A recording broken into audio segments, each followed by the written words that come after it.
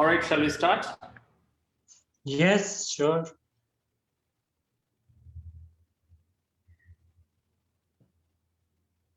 Guys, can you hear me? Yes, now it's kind of stuck.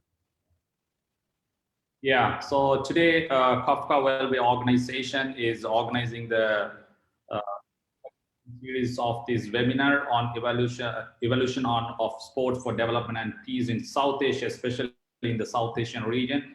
So we are here, six speakers from 6 different countries to speak about the sports for development and peace contest in South Asia. Basically, these organizations, the Kafka Welfare Organization, is a non-profitable organization based in Lahore, in Punjab, in Pakistan. Actually, these Kafka organizations using sports as a tool, as a development tool to promote peace and gender equality in the region under the leadership of Umair Rana, who is also one of the DTM alumni from Seoul National University in South Korea, and he is the founder member of this organization. So basically, today's webinar, the speakers, they are going to highlight about the insights of the foundations of sports for development and peace in their regions, so in their countries, and also their developments or the contributions they have done for the peace promotions, or it can be like gender equality, especially in women empowerment, because that is the most common chapter when we are talking about this South Asia, and also the building the communities. Also, the speakers, they will further highlights about like how sports can contribute to the sustainable development goals. I will explain to you later as a social tool, and what are the levels and what level South Asia has been succeeded to adopt these SDGs, Sustainable Development Goals. Also, they will highlight more about, or maybe like discuss the challenges they are facing when we are launching the program or the projects in their countries, and what are the outcomes set by the organizations, as well as the referring tools also will be highlighted by them. So basically, this webinar is the second part of this first webinar that was organized earlier last year on April 6, 2020. So as to celebrate this International Day of Sports for Development and Peace on April 6. So basically the speakers are from DTM alumni, Dream Together Master alumni from Seoul National University in South Korea. Though most of the people, they have already graduated, and they are working in a different sectors, like working as a volunteers, or maybe working as in a national Olympic committees, or they are on some organizations. So they have already done so many projects. So they are going to highlight about them today. So this year also, so as to celebrate this IDSTP, International Day of Sports for Development and Peace, April 6. So just 2 days prior to the event, so prior to the day, the South Asian speakers are here. Before, let me ask this question, so maybe let me move to the discussions. Let me introduce the speakers. Myself, I'm Gobinath Sivaraja. So I'm the project manager of TechBall Sri Lanka. TechBall is a new sports to the world as well as to our country. That is the latest sports registered under the Ministry of Sports. As well as I'm working as a marketing manager, marketing and media manager at the National Olympic Committee of Sri Lanka. So I graduated from Seoul National University in 2019, and I'm from Sri Lanka. And the major guy, Umair from Pakistan, who is the founder of this foundation, Kafka Welfare Organization. They are very keen in doing so many projects in Pakistan, especially in Punjab region. And he is the member of the Youth Task Force in UNESCO, and he is also the visiting lecturer at GC University in Lahore, and he graduated in 2018 from DTM. And another speaker from Bangladesh, he is the General Secretary of Sports for Hope and Independence. Also, he is the executive member of the National Paralympic Committee of Bangladesh. Yes, he is the big shots in Bangladesh. And he is also the member of Development Committee, Asia Oceania Zone. And he's from Bangladesh, and he is intended to go to the DTM very soon. Pappu Mork from Bangladesh.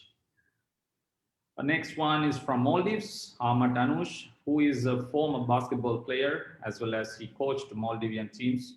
Also, he's a sports development officer at Ministry of Youth and Sports in Maldives. Very recently, he graduated from Dream Together Master, and he did his internships also in Korean Anti-Doping Agency. Then another speaker, who is the very fresh person from Dream Together. Now she is following the Dream Together Master program. She's a senior sports journalist, Also photojournalist working in the field of sports journalism for more than 18 years, and worked in many leading newspapers in India, as well as she has attended major games such as FIFA and the Indian Premier League to report.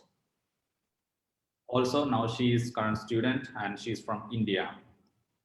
The another one, she's from Nepal, Romee Giri, and she is also a scholar of the Seoul National University Dream Together Master Program, and she has done a lots of projects, especially on gender equality, women participation in leadership, and also Olympic awarenesses. And she's working very closely with the National Olympic Committee of Nepal, and especially she is a very remarkable person at the Rio Olympic Games because she represented World Taekwondo as a ceremonial ambassador for the Rio Olympic Flaming. Also, she's the young leader of United Nations, and she graduated last year at the Dream Together Master Program. So this basically so as to celebrate this, as I told you before, celebrate this International Day of Sports for Development and Peace. This Kafka Welfare Organization has organized this event to talk about this evolution of sports for development and peace in South Asian region. And it's basically like I just want to highlight a little bit about IDSTP because this is so as to commemorate we are doing that one. This IDSTP was proclaimed by both International Olympic Committee and the United Nations together in 2013, August 24, and it's been celebrated since 2014. April 6, as you all know, that is the first day of the modern Olympic Games held in Athens on April 6, 1896. So there are so many national non-governmental organizations. They are doing a lot of campaign, especially the famous campaigns, the White Card campaign around the world. I can like namely say Sports and Peace, April 6, IDSTP. There are so many social media pages also organizing several events. When we come to talk about this STP, so this is like maybe this is the name STP, Sustainable Development Goals, or Sports for Development Peace Program. So this concept may be created in United Nations in the Millennium as a Millennium Development Goals. But the thing is, Sports for Development and Peace, that is already there since this new, the modern Olympic Games was born in 1896. So when we talk about today, we are going to highlight about the Sustainable Development Goals. So I just give a brief introduction about the Sustainable Development Goals. It's been proposed by this United Nations in 2000 in the new millennium. So earlier they set it from 2000 to 2015, 8 millennium goals, highlighted 8 different themes. Like I can name them like poverty and hunger, primary education, gender equality, especially on the women empowerment, and child mortality, and the health and diseases, and also finally the major topic is environmental sustainability. So after that, then they still feel that there are so many issues, so many barriers that we have to overcome. So that's why they expand it to the 17 Sustainable Development Goals that's proposed by United Nations again in 2015. So it goes until to 2030. So there are so many sports organizations, they are supporting even into the International Olympic Committee, of course, they are supporting to the Sustainable Development Goals. So sports is like become the part of or primary part of these SDGs and implementing so many projects around the world. So rather I talk here more, let me first ask Umair Rana. He is the founder of this Kafka Welfare Organization. So just briefly explain like the concept of the Sports for Development Peace, because you have done a fabulous thesis related to the Sports for Development Peace, and you are still writing so many articles and working on that one. Could you please explain the basic concept about this Sports for Development Peace, Umair? Thank you, SiGo. First of all, happy International Day of Sports for Development and Peace. And thing is that what I have observed so far, especially in Pakistan, the idea of sports for development and peace is not very familiar and common. People are celebrating 6th April. The NOCs are celebrating it, but they are not aware of the concept. So we really need to talk about it. We need to promote it so that people can adopt the systematic ideas and systematic ways so that we can contribute to a good impact. So sports for development and peace is an idea to use sports as a social tool to empower youngsters, girls, children Also, we target team-based sports activities in a systematic way. So these words are very important. When you play in teams, when you form teams, you learn from each other, you feel for each other, you create bonding. So you are not alone, you are a team. And in single sports, you cannot get those benefits, that benefits you are gaining from team-based activities. I can mention more values, for example, unity, inclusion, respect, mutual respect, and binding of rules, fairness. So when you practice these values in a systematic way, in a controlled environment, like here in Pakistan, street sports are very common and it's only cricket, but it's not controlled. You face different negative behaviors and values. You practice them during street sports because people go for rage, they fight, they adopt violence ways sometimes. But when you are in a safe space or in a controlled environment, you feel safe, the children feel safe, and they play, but at the same time they are free to express their emotions, their feelings through actions and through games. That's very important thing and idea. And most importantly, it brings smile to the faces of children, and that's the most important thing. Especially in this COVID era, people are stressed, they are in depression, and if you can make them smile, it's something very important. So we all need to adopt sport for development and peace as a campaign in Pakistan. It should be endorsed by the public organizations, not only private bodies.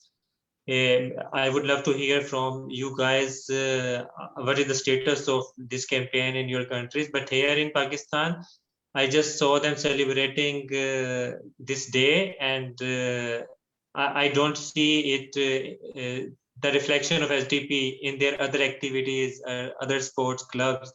But non-profit organizations are doing good work. For example, Right to Play is working here. British Council is doing some work.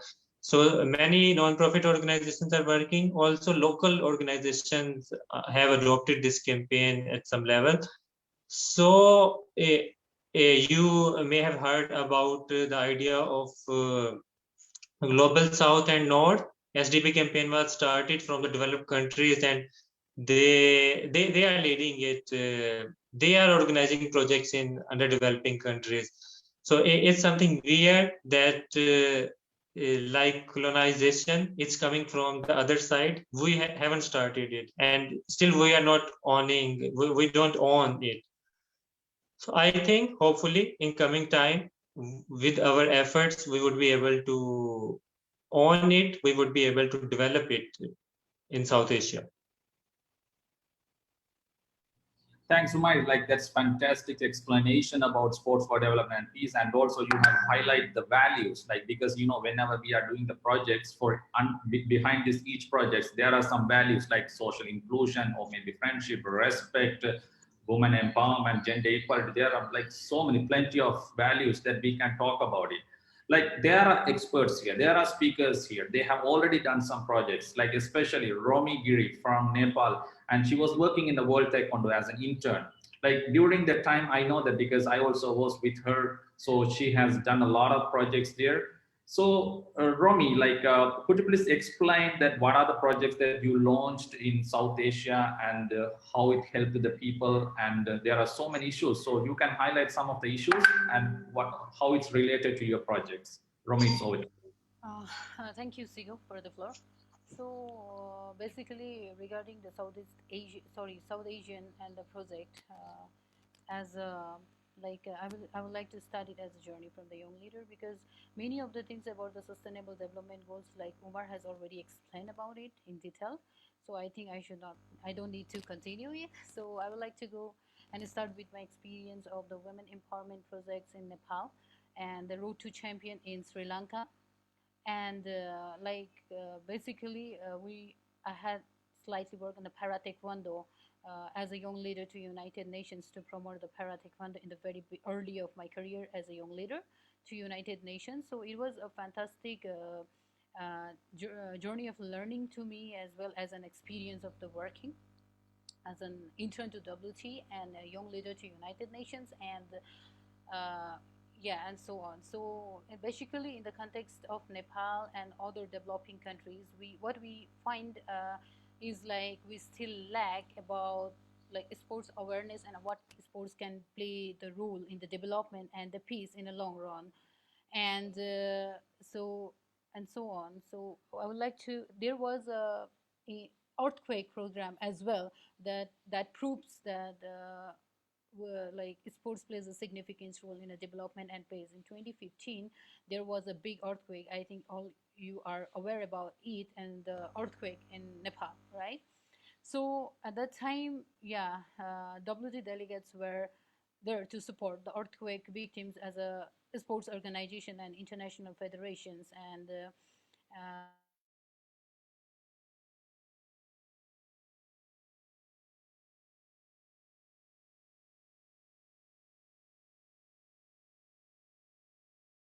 that I believe that that all those supportive values plays a significant role in a community, and how sports can be the role of development and peace. Likewise, continuing with the women empowerment and taekwondo reformatory in men's, it was all about the women empowerment was all about the deprived women who were the participants in sports like taekwondo, and they were victim as well from the many domestic violences, like and so on. And other reformatory inmates was the projects like it was the project designed for the reformatory inmates whose parents, both the mother and the father, were in prisons, so they had nothing to do about their life. They had no guidelines about their life, like how would they move on with life. And at that time, like taekwondo reformatory inmates, the objectives will play a significant role, and that's how the project accomplished last 2019 it was.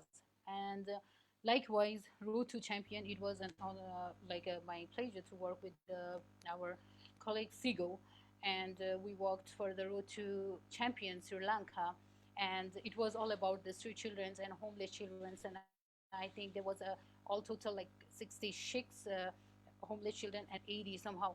I forgot the actual number, but I believe, yeah, that was the ratio of the Sri Lankan projects and all. So this is how international federations, collaborations with the international federations, and every sports organizations is playing the global role, promoting the sustainable development and peace. And like, yeah, this is how about the experience of working with the projects, and this is assurance that sports can play a significant role as well.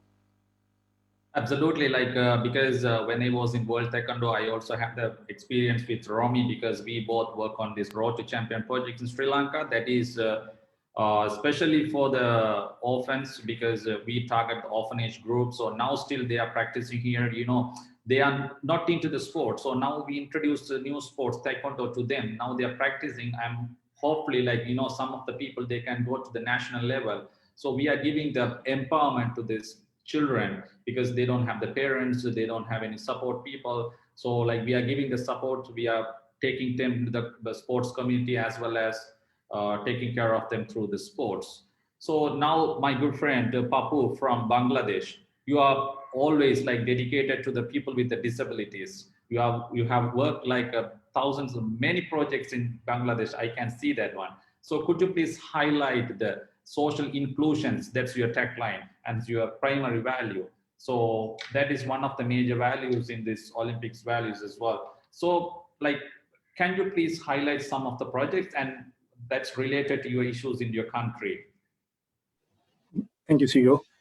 So before going to the disability, I want to say like why sports is important. Because I believe we have a problem that we don't move anymore. As the modern society evolved, our life engineered to out of physical activities. So for the transportation, we use vehicles, and in school, we prefer academic result rather than physical or mental status.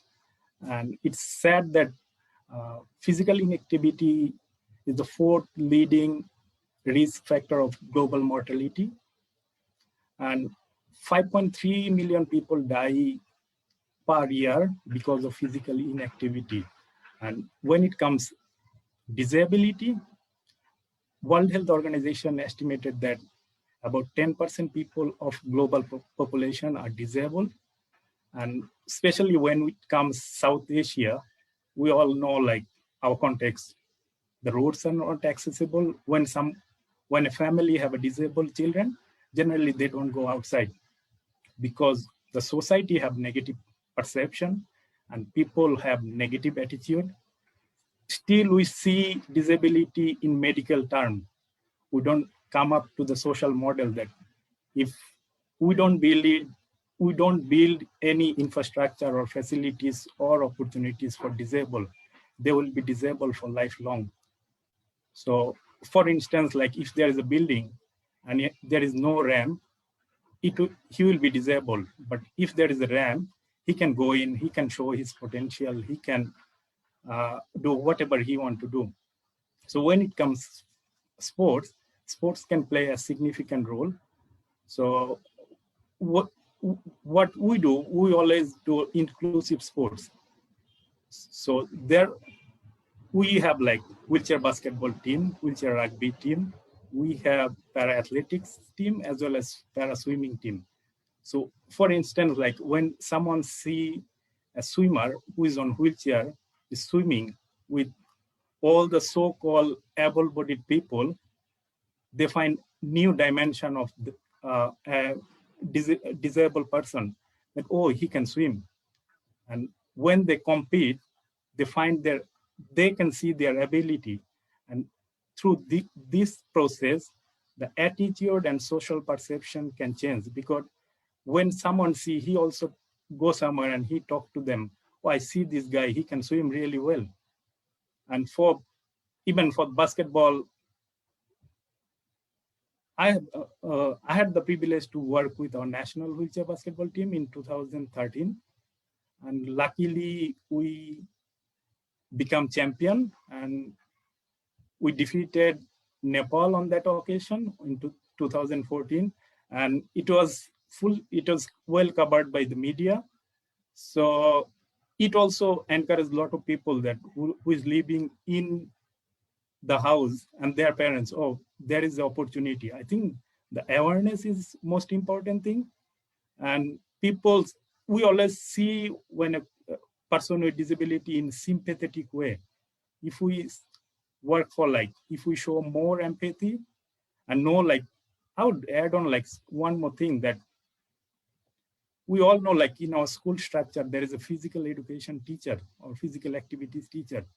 I think they are not the they have the knowledge, but they don't know how to include them. I think that's the lacking of our country, I would say, in our context, to include them in the society.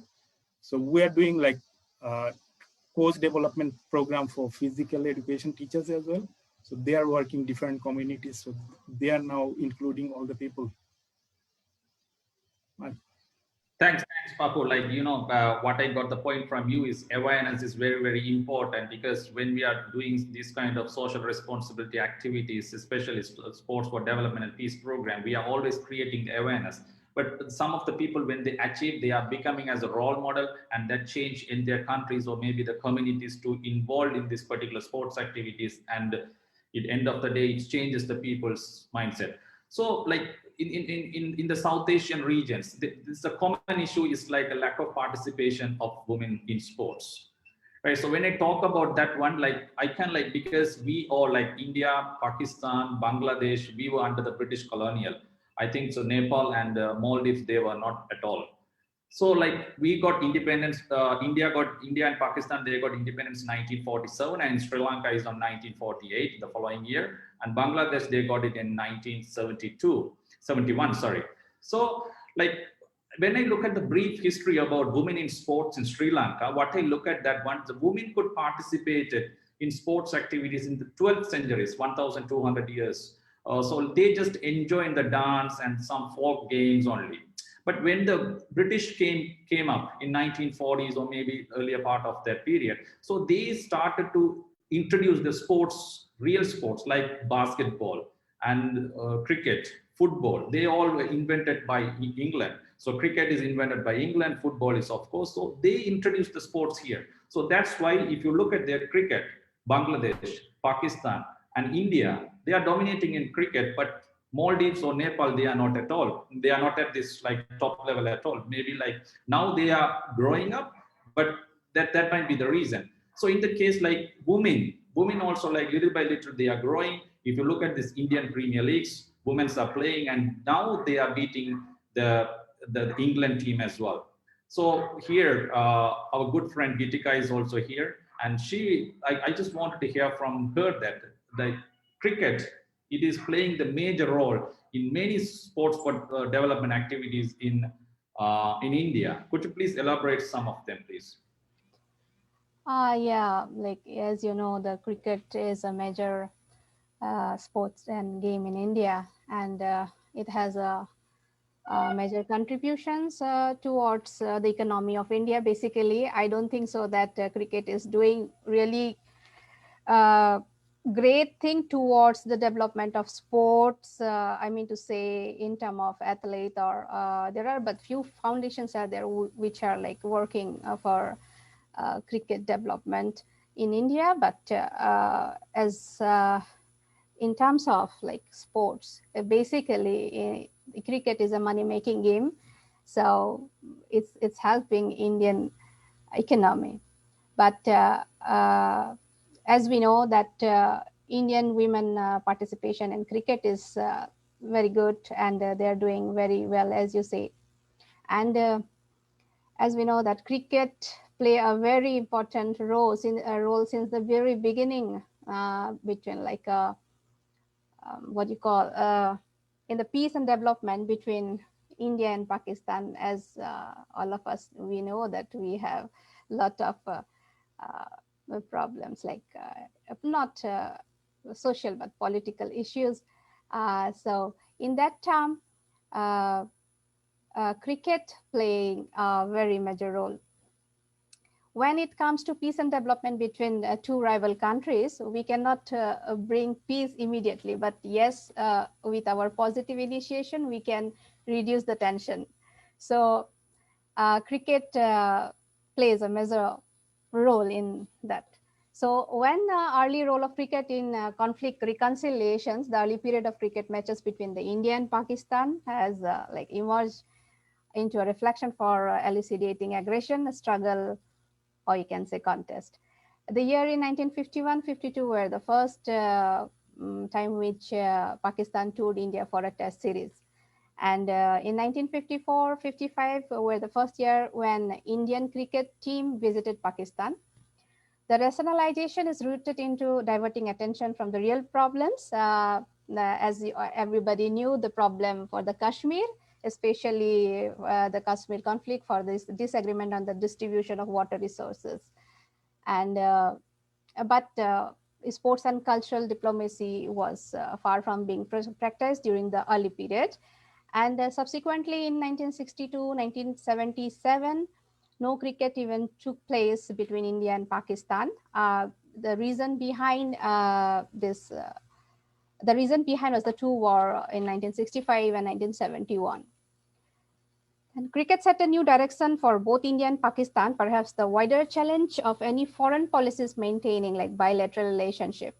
So diplomacy was achieved as a result for the political leaders attending cricket events in both countries. And in 1987, I guess for the first time, Indian government, BCCI invited then Pakistan President Zia-ul-Haq to India to attend the first test match for the first time. And an initiation allowed the exchange of citizens too, who like they got granted visa to part for a peace process. But since last 2008 Mumbai attack, from the Taj attack incident, there were no friendship matches held till 2012. But in 2012, with a great initiative for peace process, for a friendly match, BCCI invited Pakistan cricket team to India for a friendly match, which was like India versus Pakistan Cricket League. And I believe that there are huge fan following in both the countries, and fans from the countries who wanted to visit to watch a live match. But due to visa issues, and millions of fans are always disappointed and deprived from watching high voltage matches. But I'm sure this diplomacy through cricket has a counter cultural between the citizens of both the India and Pakistan, and where joy, hope, spirit, and optimism prevail in form of a symphony. So I'm sure one day sport will bring the people from both the country together. And there are so many organizations also working in Jammu and Kashmir, especially for the developments of for sports. The Indian government has a special fund for Jammu and Kashmir because it's a terror. You know that it's affected by terrorism in our line of control, LOC. So the Indian government under Khelo India program schedule, we have a special fund for the development of sports in Jammu and Kashmir. And there are so many organizations, not only cricket, but there are so many football associations. Means not football associations, I mean to say voluntary organizations who are working for the development of uh, sustainable development of sports, and as well as for peace. And there are few, I just wanted to mention few name of these organizations. There is a Oscar Foundation, which is based in Mumbai, which is working for slum, the children from the slum and underprivileged.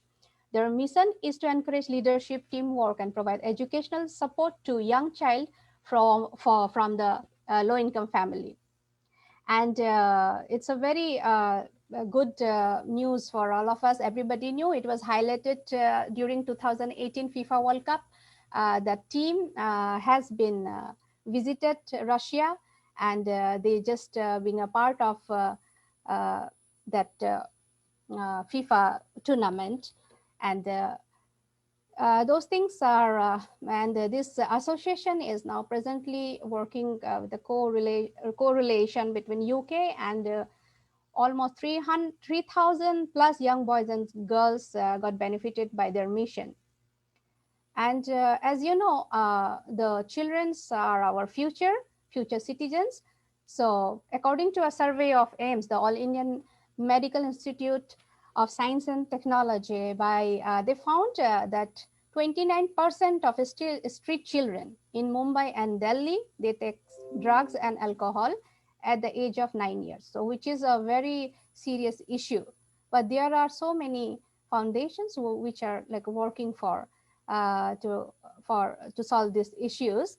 And in terms of women participation in sports, the total population of India, the 36% of the population is participating in sports, and among that 29% of women, only 29% of women, they're participating in sports. So there are few foundations like NAS foundations, which are like working for the gender equality in sports, and they are providing under their program Young People's Initiative, where they are providing netball, training to the girls, especially who are affected by domestic violence. And according to a survey of BCC, the 30% of young girls in India are suffering from domestic violence and sexual abuse.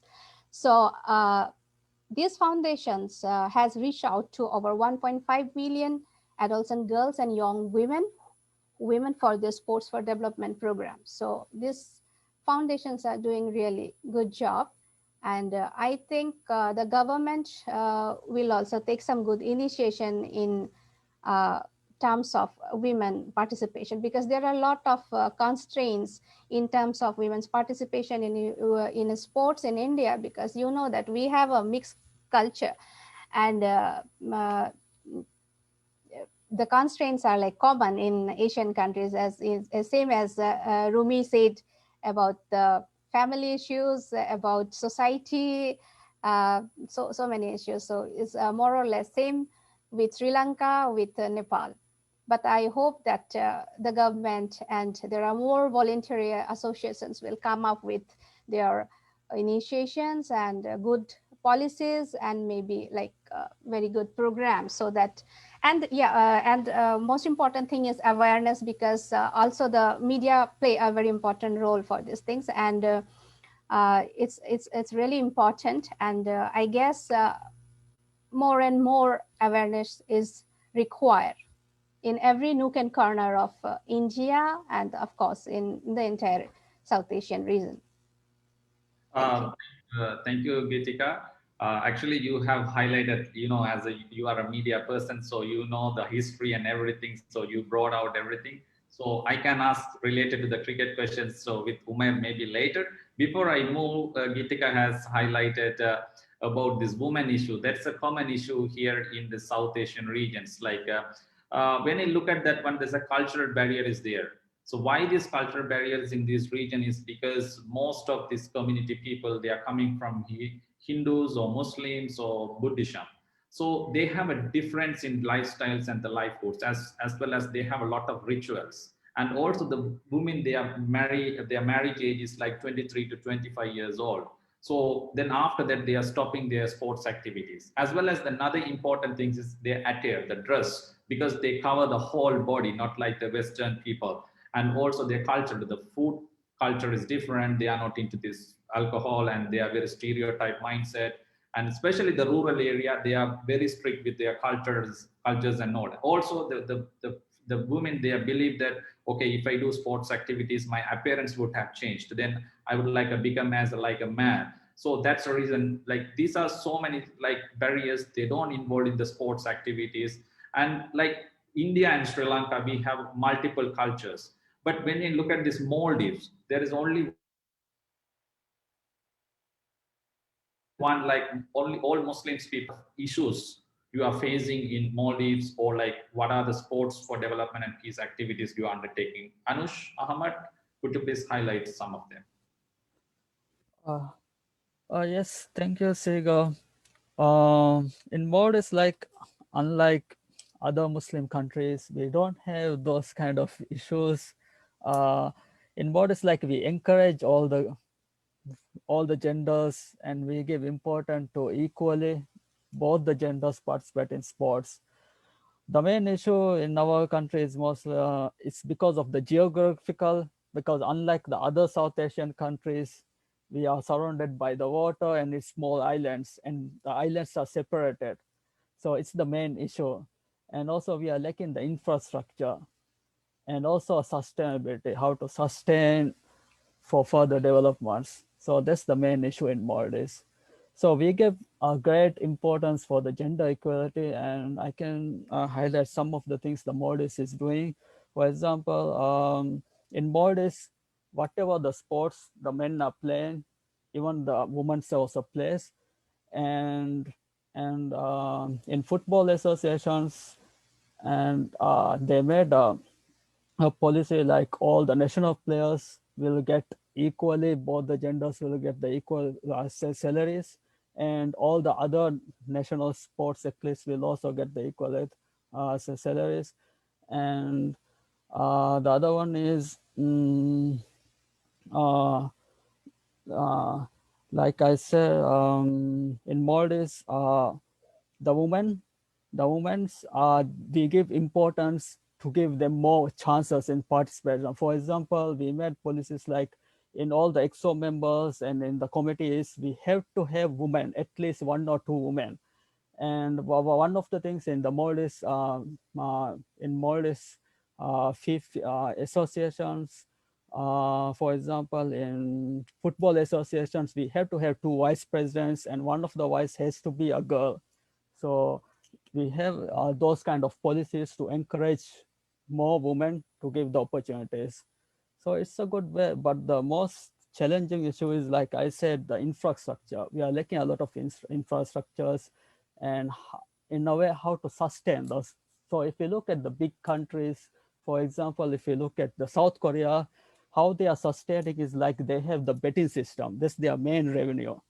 And it's also a challenge because Muslim is like 100% Muslim country. So we cannot actually engage in bettings. So it is like, it's not allowed due to the religion way. So we had to find some other sources where to sustain in financial terms.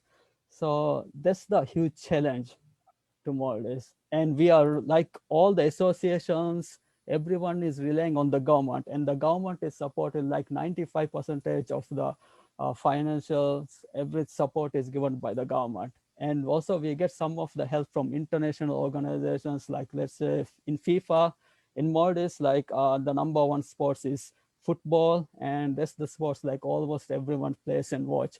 So like FIFA, they have a good project like golf project, and through that project, one of the project is to establish futsal courts in all of the islands that people who are living.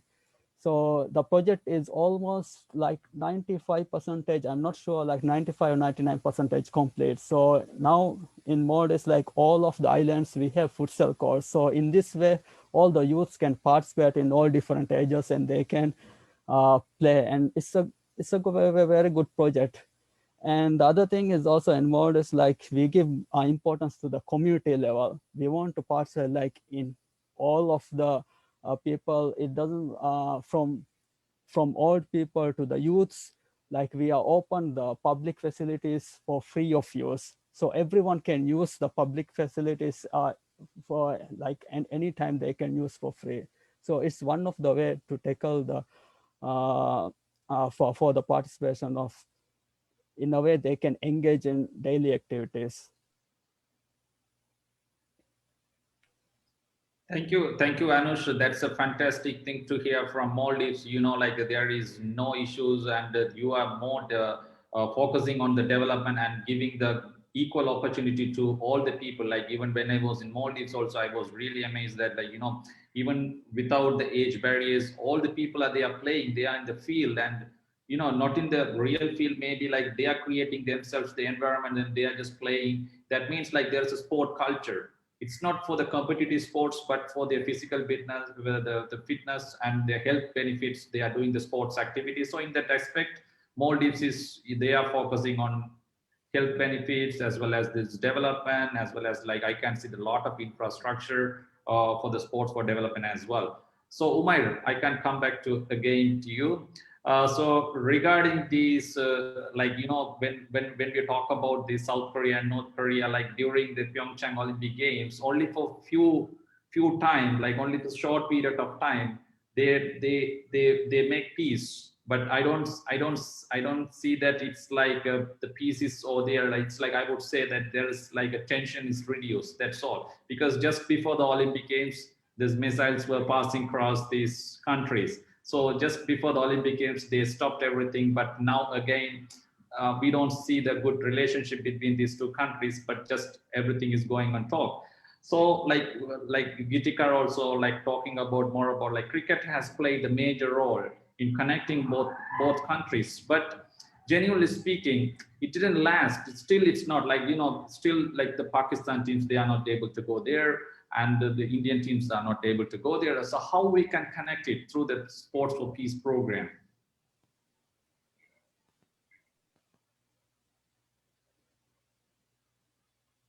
My microphone, please. Yes. Sorry, so cricket has been playing a good role in terms of sports diplomacy between India and Pakistan. And yeah, you said rightly, it's not sustainable. We have developed good relations many times in the time of Pervez Musharraf, before that, and even after that.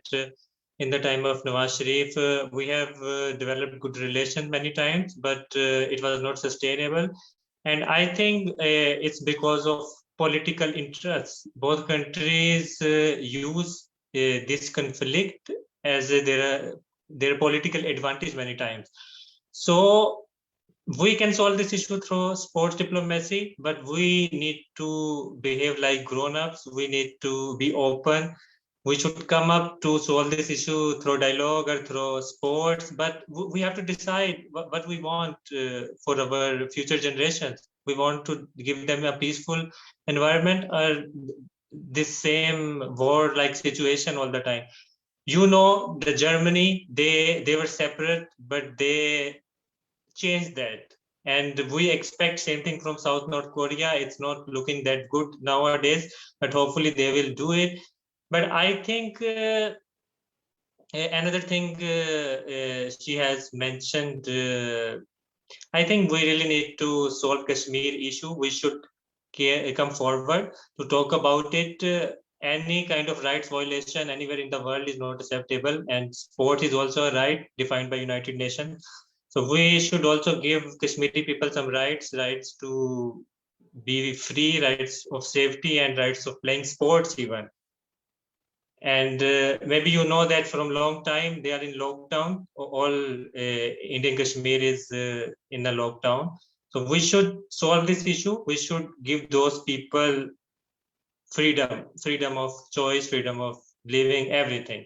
We can do that with sports, but we really need to be mature to do that. And we should leave our political interests beside. Many times we see when new government take the charge, they have different political interests, and then you see bad relation between India and Pakistan. Things change suddenly. We really need to overcome it through sports, and sport has the power to do that, but we need good intentions before that. Absolutely. Yeah. Thanks for giving me these nice words. The politics is power, that is on the top. But if sports is overcoming that one, definitely we can bring these two countries into the peace. I think Gitika want to add some words. Yes, Gitika, please. Yeah, actually, I'm agree with Mr. Ranaji, and so what I is we have to be grown up in many terms, and yeah, and of course, sports play a very major role, and it's only the political issues, the political leaders who are like trying to divert the mindset of the people in both countries, and it's not about the general people. We love each other. I have so many friends all over world from Pakistan. I have a very cordial relationship, very good friendship with them, and I connected them through only sports. I have very good friends in Pakistan. All of them are sports journalists, and we work together. And I do believe that the sports will play a major role to bring these two countries together, hopefully. Thank you. Yeah, for sure. I think that is the only one possible way the sports can bring. But the thing is, when the sports chapter is finished, then automatically the political leaders, they started to take the advantage. That's how it's placed. The same thing happened in South Korea, North Korea, and India, Pakistan. Things also happening the same way. When the matches comes, yes, there is a peace for only the short period of time, but there is no sustainability. But eventually, as German thing happened, so we can hope for the best in the future as well. Pappu is there. I think in your country, there are so many social issues are there, maybe drugs issues, and I don't know about the cultural things. So could you please explain all these kind of things? And apart from the people with the disabilities, and you have involved some projects with the people, those who are addicted to the drugs, and the women empowerment as well. So can you highlight them? Can you on your mic? Thank you, SiGo. So I've been working in different slums in Dhaka city. So those slums actually mainly known for the drugs and crimes. And we work with different young people. And as per the study, I think Gitika already mentioned that young people get involved in drugs, they become a drug peddler. At the same time, they get addicted. So we have been working there for almost 1.5 years. And we have been working with 252 children. And there was a study that the children who goes in an average 12 years children, they drop out from school and they either get involved in drugs or any other sort of crimes. So we introduced football in 1.5 years ago, and they have been playing football ever since. And we insist different life skill inside the football pitch. So we also merge law with football. So they now have legal education, they have life skill, and they have football skill. And after 1.5 years, I can proudly say among 252 children, all of them are going school. And so far there is no result of crime. And they're performing really well in school in terms of education. And among them, 11 of them have been playing in 3rd Division Football League, which is big achievement as to me. And when it comes gender, I think our context in India, Bangladesh, and Sri Lanka, it's similar. Like there is different gatekeeper in the society. They have different opinion. Like for an instance, if a girl is 13 years old, the social gatekeepers will say, why don't you sorry, just give me. So they will push their parents to get their daughter married. And in terms of other, like SiGo already mentioned that their physical appearance and all other, there is also like religious stereotypes that in our religion, we don't allow to play. There's different kind of things. And there is also issue of sexual abuse and violence. And in our country, almost like 90% women or girls, they face any sort of violence or sexual abuse in their life. So it's kind of huge. And so when we have been working in football, rugby, with different communities. So when we go with the community, there is always the question why girls will play. And even like for the younger people, like who is teenager, there is a tendency to tease them that you will become a man, you will become man if you play rugby, kind of thing. And since like it's under sunshine, the mother are also getting worried that if she doesn't appear nice, will someone get her married? So this kind of thing. So now we have been working for last 4 years in rugby and football. And I can proudly say one of our team is now playing in National Rugby League.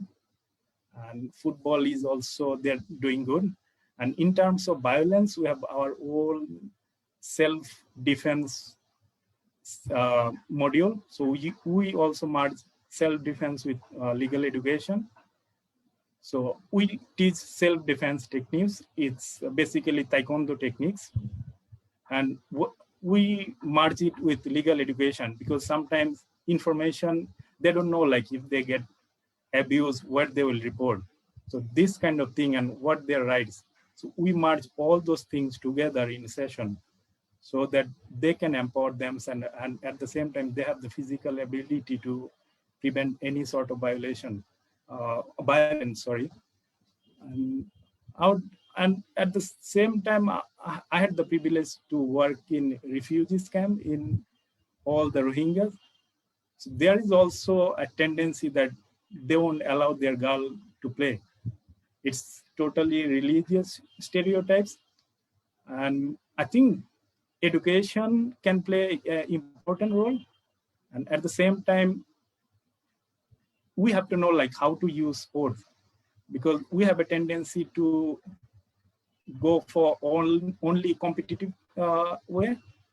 We don't there is, in my observation, we are more competitive nowadays. We don't allow children or girls to have fun inside the practice session. So the number of participation after some session get down. And we have to also know like how to use your football pitch or rugby pitch or self-defense pitch for development. So you have to, like for an instance, those children who come to play with us, it's completely free. But the thing is, they have to give us 10 trees every month. And when it's come climate action, what we know, like children, I ask a children, how do you get a tea? And he said, like, I can buy it for 10 taka, which is our currency. But we have to we can teach them, like when you eat a fruit, there is a seed and there is a way called germination. So use your fruit seed for germination, and when it grown up, plant it inside your house or in the roadside. So every month they give us 10 trees and they plant it in the roadside wherever we decide, and they decide. So I think there is a lot of way that children want to serve. It's the way that how can you direct them. Thank you, Thanks, SiGo. thanks. Yeah, thanks, Pappu. Like, you know, you have a lot of strategies and a lot of development programs that you are doing in Bangladesh. I think this program is being organized by the Kafka Welfare Organizations when we are talking about this evaluation of sports for development and peace in South Asia. So Kafka Welfare Organizations. So they are also like doing a lot of projects, and especially they are striving hard for the gender equality in Pakistan, especially in Punjab province. Umair, could you please highlight about like what is like Kafka organizations they are doing and why it is important in your region? I think if I talk particularly about my region, as you have said earlier, in overall South Asia, women participation in sports is not very common, or people don't encourage it. They always face barriers when they really want to play sports at amateur or professional level, even in schools. So one of our idea is to increase women participation in sports. We are also using the strategies of sports for development and peace. So we are empowering them through those activities. We are increasing self-esteem among young girls. And overall, when they they play in safe spaces, so they can express themselves.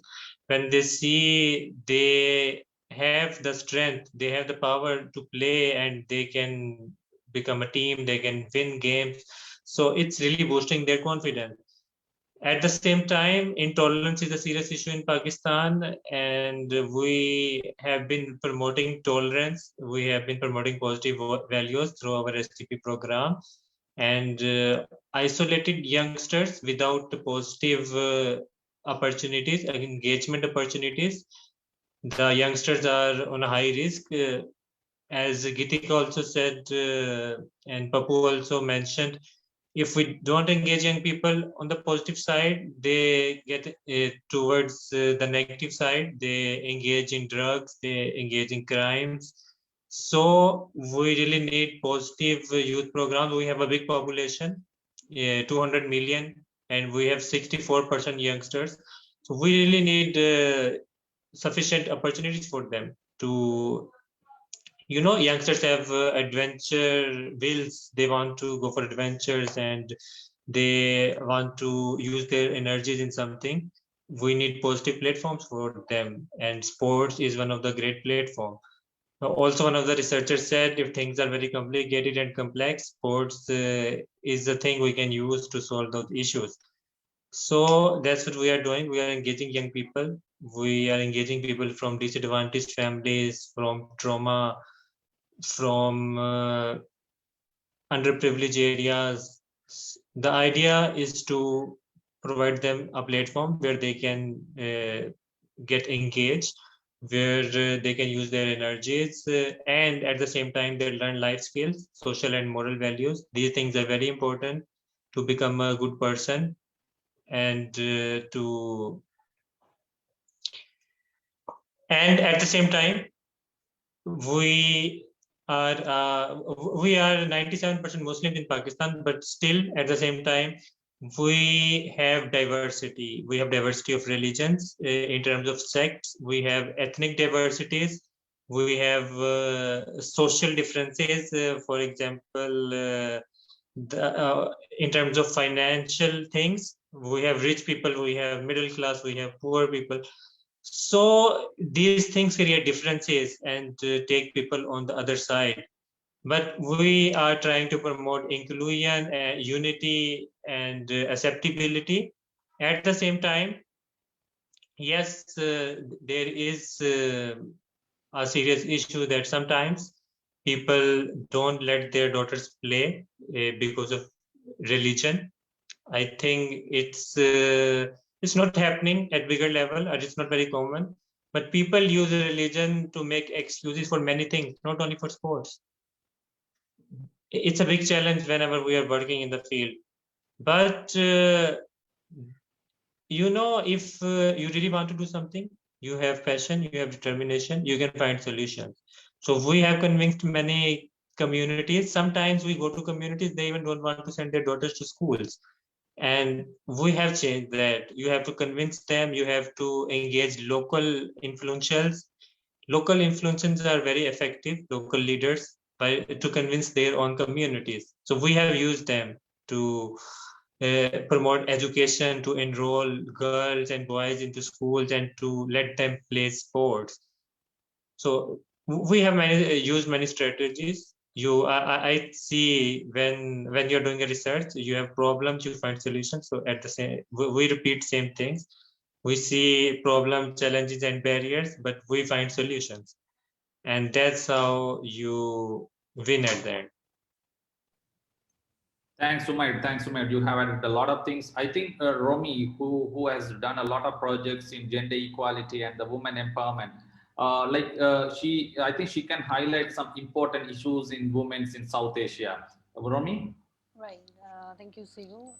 Based on the regarding the women has big issues in participations in the sports, right? And leadership is a big gapping. There is a big gap between the grassroots participations and leadership. And I have been advocating it, the women issue since a long ago when I was really at the team, because being the self woman and from the South Asia, the experience is not easy, and it's a tough experience as well to be in sports and to choose a sports, right? So most basically, also I have find it as a individual challenges, like women are not highly motivated in South Asia themselves, not about, yeah, we know that there is a social cultural barriers, right? We know that there is institutional or organizational challenges, but first I believe that there is an individual spirit that should be guided by, and I think the South Asian women has mostly, not only South Asians, most of the women in the different regions and continents has issues like they're not self-motivated, and there is a self-limiting behavior is guiding them to be the part of the sports. And so I think, as Umar describes about it, there should be like strategies of like women empowerment programs, yeah, and women participation in sports leaderships, and all like sponsorship plans and policies from the different organizations, coordinations, and like improvement. For example, in the context of Nepal, there is a 33% of participations in the constitutions by law, but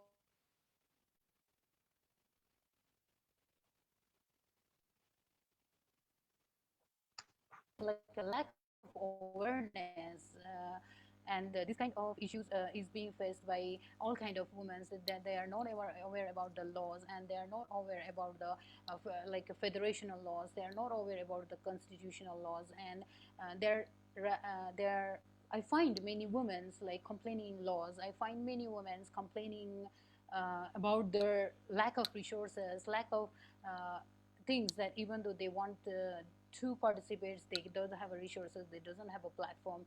So at the moments, like sports is what I believe is sports is a crucial tools that has a power to unite the world together. So as a resource, I think sports is a good resource to be a part of it. And a woman has to motivate it. And even in my current research of the gender equality, it has been found that the major challenges is about individual challenges, is all about self-limiting behavior and lack of self, like sports advocacy and self activities advocacy by the sides of the women. So I think it should be corrected, and every woman watching this should encourage themselves to be.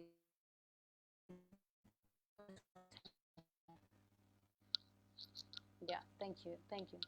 Thanks, Romee. You have added a lot of things here. May I ask any of the speakers if you want to add more? Maybe Anoosh?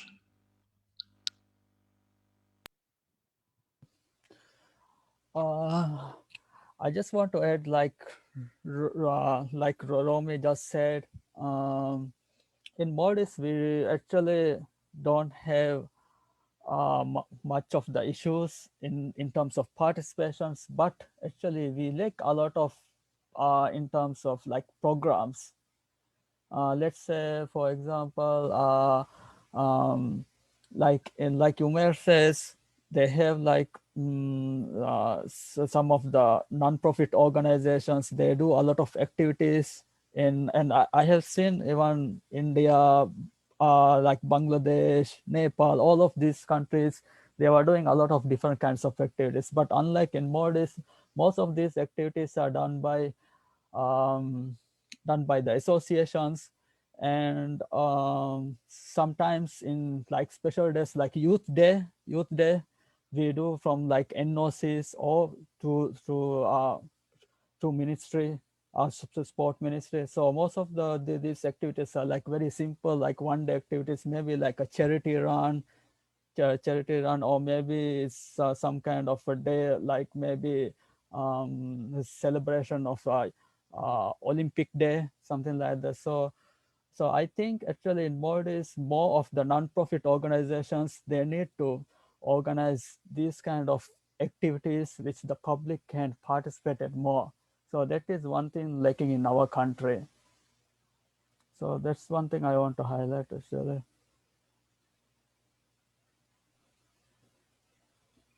Thank you, Anush, for adding that one. Like I also just can highlight our National Olympic Committee of Sri Lanka. Like when you talk about Olympic Day, and like not to stick with these like sports activities, like we are more into this sustainable sports, like sustainable development activities. Like 2019, we did the coral reef plantation because you know Sri Lanka is surrounded by sea. The corals are dying, so we are focusing on the coral reef plantation. So when we are doing that one, we also introducing the new sports like surfing, because surfing is included in this Tokyo 2020 Olympic Games. So we have a very nice surfing sports in Sri Lanka. But the thing is, so the people in Sri Lanka's participation is very less, but there are a lot of foreigners. Like I would say maybe like 75% of the foreigners are coming to Sri Lanka, but only 25% maybe from Sri Lankans, they are practicing surfing in Sri Lanka. So in that case, we have to promote the sports in Sri Lanka, as well as we are taking care of this social responsibility, other activities. Like last year we did the tree plantation, and still we are planning to do more tree plantations as well. So those kind of things are possible through the sports organizations, because we have a lot of connections, and we can make it as like a tool to show it to the world, and that is how we are doing it. Umair, you want to add anything? Then otherwise I can go for the Q&A. Some of the questions are here on Facebook. I think you can go to Facebook. All right, Nicholas Chepita from Zambia. I think Umair, you can answer for this question. As highlighted by the speaker, I think Anoosh, you highlighted, right? Some countries, they have banned sports betting because of religious faith. That's true. Yeah, in other countries, revenue from sports betting companies is used to fund and sponsor sports organizations. In your own opinion, What do you think sports betting is beneficial to the sports industry? What do you think are some negative impacts of sports betting in the sports industry?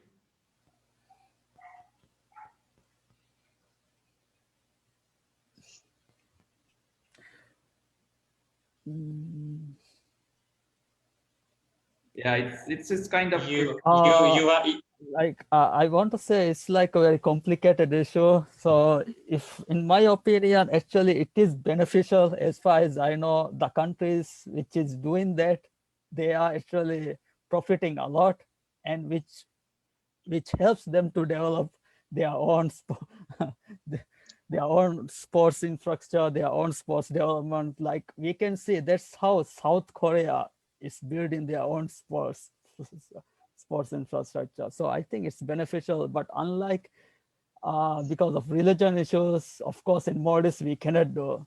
So it's something that it is beneficial. It's a beneficial thing, but because of religion issue, we cannot do it. So it's a disadvantage for us. Yeah, as Anoosh told, when you look at the South Korea, they have K-cycle, K-boating and everything. And lots of the revenue is coming generated through this betting. And they are using those money for the social responsibility activities, as well as they are giving the money to the government. So for the development of sports. So they are using them in a good way at the end of the day. But there is a dilemma, like when you are talking about like religious on one side and another side is betting. Yeah, there is ups and downs. So, but some countries, yes, of course, they are getting more benefits out of it. Umair, you want to add something? Yeah. In Pakistan, betting is prohibited by religion and by constitution. And I always ask my students this question, like, how can we generate revenue? So they don't have answers for now, but thing is that maybe we can find other ways to generate revenue. Betting is a good idea, but there could be something else we can do. I mean, also in developing countries, in global south, if we adopt betting, it wouldn't be organized like South Korea. Like they have limitations, they have rules, and we don't do things with rules and limitations. So it might be very bad here if we apply same things. I would like to add something. I think, like you said, we had to find some another way. For example, in Maldives, if we think Maldives is famous for tourism, Maldives is like one of the top countries for tourism, and tourism industry is itself what we get all the revenues to Maldives. So what we can connect is like because we cannot do the betting system, we cannot. That means we need to find somewhere we can do maybe like sports tourism. Maybe something we can build infrastructure which is related to sports tourism, and maybe international athletes, they can come to Maldives, and also we can open to the public at the same time. So it can be something like a hub where international athletes can come, train, at the same time use our facilities. Also, they can use as to host some of the activities or events. So maybe we have to find, maybe it's one of the ways, I think. Yeah. Maybe you can promote water sports there. Yeah, something like we need to find some way to connect, to find some way to generate the revenues. Yeah, thank you. And there is another supportive comment to Gitika from Muzai Ruzain. He has mentioned, Gitika ma'am, I still remember once our armed forces ready to destroy each other's, the cricket plays a vital role, calms down these forces and they're back to their units. And this is the beauty of sports, of course. And there is a question to Umair Rana, but it's about sport development. There are two words, like sport development is different from sports for development. But the thing is, if you want to do sports for development, first we have to develop the sports. So he is talking more about sport development.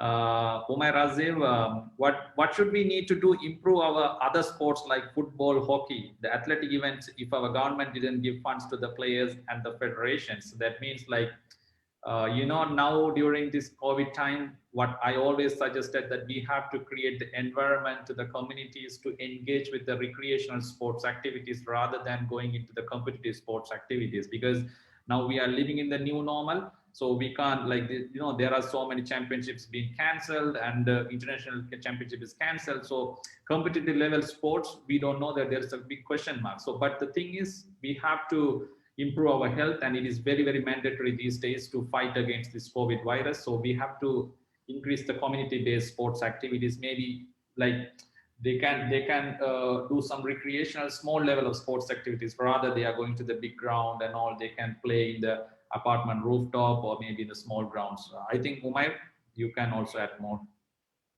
I think regarding COVID-19, if you see events happening on 6th April, people are using many innovative ways. I will try to share some of those events with maybe on our page, so that people can learn how they can use or practice sports in an innovative way. At the same time, as we have discussed in last question, we need to think how can we generate revenue first of all. When we would be able to do that, then we can put that money in other sports. When there will be money, people will play soccer, they will play hockey. When people will come to those sports, they will develop with time. And first thing is how we can get money. So people should think about that. Yeah, thank you. And there is a very good, interesting question from Barad Maria. All of you know her. She's a very popular person from Jordan. And she's asking a question, in your opinions, what are the limitations of sports in promoting peace? What are the limitations of sports in promoting peace? You want me to answer? Yeah, any of you can. No problem. If anyone wants to answer, please. Yeah, she's asking what are the limitations of sports in promoting peace. Of course, like earlier, when we were discussing, we found like, politics is like that is on the top, and maybe like number 2 can be like finance, economic, and any others, if you want like highlight any other things, please. Also maybe sustainability. Finance is also part of that. Sustainability is a serious issue. And also, if your programs are not systematic and organized, you will not able to calculate the impact. And if you don't show impact to your donors, you are not going to get the funding next time. So it's also a kind of limitation. May I add on something? Sure, please. Yeah. So in terms of limitation, I would say like sports is a part of life. So sports is always controlled by the government. So which Gitika already covered, that political people, they decide in terms of like when there is a bilateral match between India and Pakistan, even the BCCI president decide we will go, but they have to get the approval from the politician. So this is one of the limitation. And what Umair said, that funding is another important thing, that in Southeast Asia, most of the organizations who work for sports for development are either NGOs or voluntary organizations, and they are mostly dependent on funding. And in terms of donor, they always look for number rather than impact. So, and the thing is, the change doesn't happen in a days or month. It takes sometimes years or decades to see the impact or behavioral change. So I think like financial thing, what Anoosh said, that betting is not allowed. And there is 2 things, like one is religious stereotypes, another is like national belief. So when it comes national belief that betting is not good, and since like in South Asian context, we don't have social security. So if we lose everything in betting, we'll cover up us. So I think government also taking these things in their mind, that, and Anoosh also mentioned that we can always use alternative ways to raise funding. And I think financial solvency is one of the major things. And at the same time, we have to also understand our context. We can't change our context in 2 years or 5 years. So people mindset need to, if we want to change their mindset, it will take time. At the same time, since like we can be a change maker. So we can work in our communities and different communities, because sports connect more individual communities and organizations in shared values. So I think there'll be good days ahead in South Asia. Thanks, Pappu. It's another critical question from Barat Maria. Once again, it's all about sports for peace.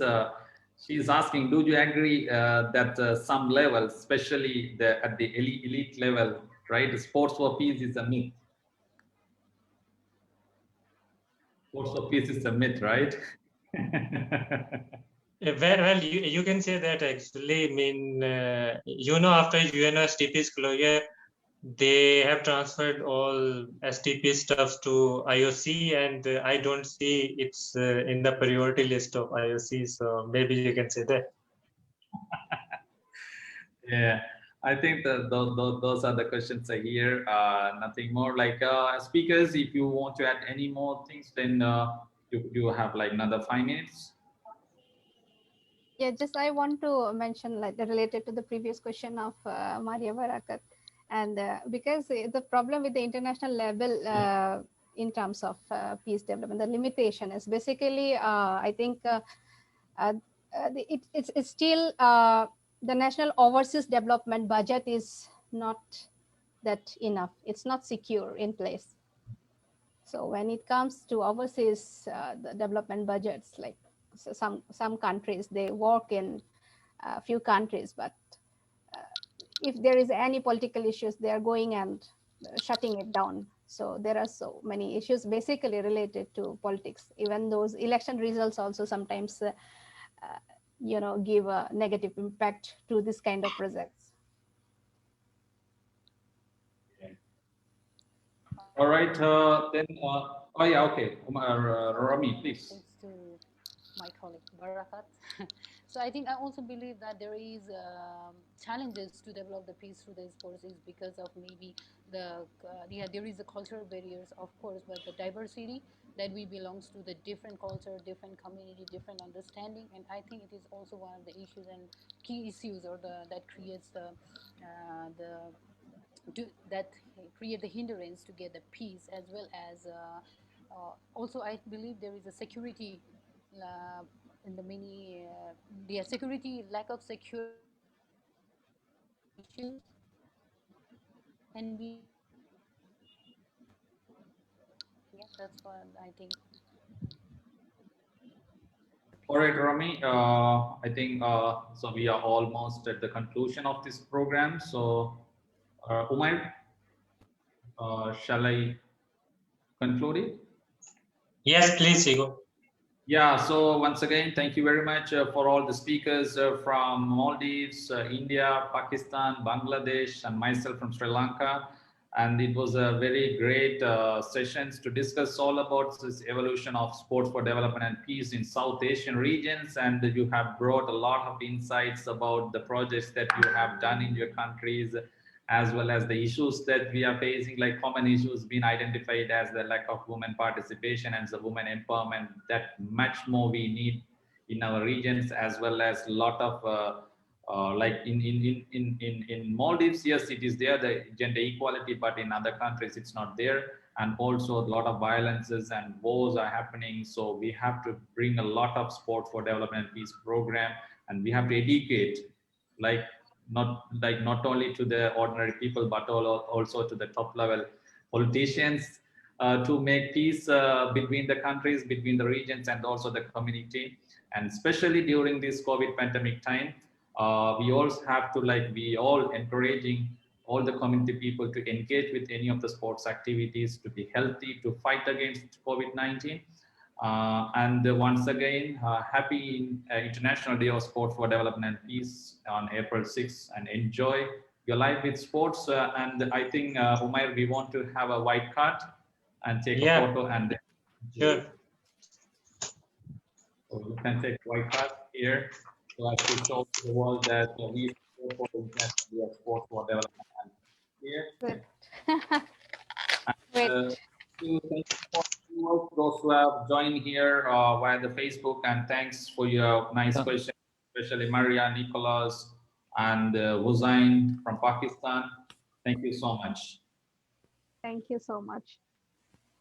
Wait a minute, let me take a photo. 1, 2, 3. All right. One. 1, 2, 3. Right, done. Thank you very much. And let me conclude this session.